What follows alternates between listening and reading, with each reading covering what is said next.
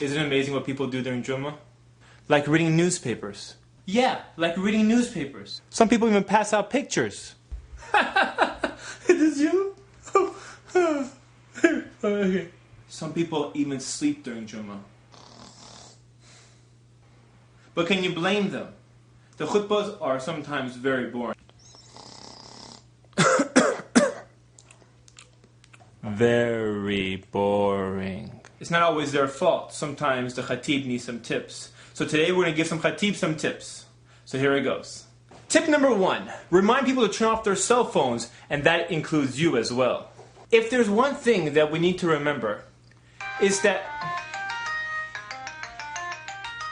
That's me? Tip number 2. Do your best to be on time.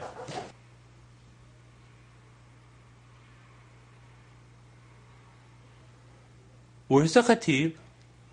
Tip number 3. Ask people not to talk during the khutbah. The companions of the Prophet... You guys want to get some food after Jummah? Yes, the companions of the Prophet, they used to... That sounds cool, man. Sounds good. Did you know you can't even talk during the khutbah? Are you serious? Yep. You can't talk. You can't even tell someone to be quiet during the khutbah. I can't even tell him to be quiet? That counts as talking. What if the brother says Assalamu alaikum to me? You can't return his salams. Can I tell him to be quiet? No. I guess that's good to know. Tip number 4. Try not to speak in a monotone voice. My dear respected brothers and sisters in Islam, the exciting events in the Battle of Badr happened. Tip number 5. Don't extend the khutbah at 1:55 p.m. It looks like we're running out of time. I know it's close to 2 o'clock and I know most of you have to go back to work, but this is a very interesting topic, so please, brothers, give me another 20 minutes so I can explain it in further detail. Oh, dude, that's just wrong. Tip number 6. Advise people to come at the beginning of the khutbah. The angels sit at the doors of the masjid with scrolls and they write the names of the people who enter. And when the adhan is read, they roll up their scrolls and they go listen to the khutbah. Man, I need to start coming in early. I keep getting stuck with these cheap seats in the back. Plus, I need that extra reward for coming in early. Tip number 7. Try not to speak with too many pauses.